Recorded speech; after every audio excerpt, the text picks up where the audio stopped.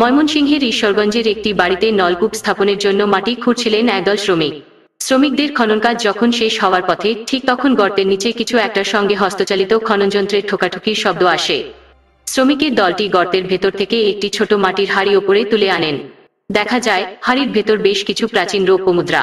আজ বুধবার দুপুর 12টার দিকে ঈশ্বরগঞ্জ পৌরসভার কাকনহাটি মহল্লার বাসিন্দা মোহাম্মদ সবুজ মিয়ার বাড়িতে এ ঘটনা ঘটে। ঘটনাটি জানাজানি হলে সবুজের বাড়িতে লোকজনের ভিড় জমে। খবর পেয়ে থানা থেকে পুলিশ এসে মুদ্রাগুলো তাদের হেফাজতে নিয়ে যায়। ঘটনাটি গুপ্তধন উদ্ধার বলে এলাকায় চাউর হয়েছে। ঈশ্বরগঞ্জ থানার ভারপ্রাপ্ত কর্মকর্তা মুহাম্মদ মাজেদুর রহমান বলেন, সবুজের বাড়ি থেকে 77টি প্রাচীন মুদ্রা উদ্ধার করে থানায় এনে রাখা হয়েছে। মুদ্রাগুলোর ইতিহাস জানার জন্য প্রত্নতাত্ত্বিক অধিদপ্তরে পাঠানোর ব্যবস্থা নেওয়া হবে। সংশ্লিষ্ট কর্তৃপক্ষ মুদ্রাগুলোর বিষয়ে সিদ্ধান্ত নেবেন। নলকূপ বসানোর কাজে নিয়োজিত শ্রমিক মোহাম্মদ মুজিবুর রহমান বলেন, 1 থেকে 1.5 ফুট গভীরতার মাটি খনন করার সময় একটি ছোট মাটির হাঁড়ির সঙ্গে খননযন্ত্রের ঠোকাঠুকি হয়। আরও খুললে তখন হাঁড়িটি দৃশ্যমান হয়। হাঁড়ি ওপরে তোলার পর অনেকগুলো রৌপ্য মুদ্রা পাওয়া যায়।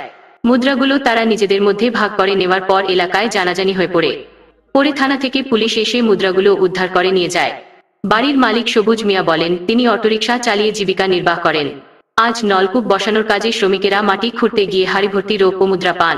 তখন তিনি বাড়িতে ছিলেন না। খবর পেয়ে বাড়িতে এসে লোকজনের ভিড় ও পুলিশ দেখতে পান। সরকারের জিনিস সরকারের লোকজন নিয়ে গেছেন, এতে তার আফসোস নেই।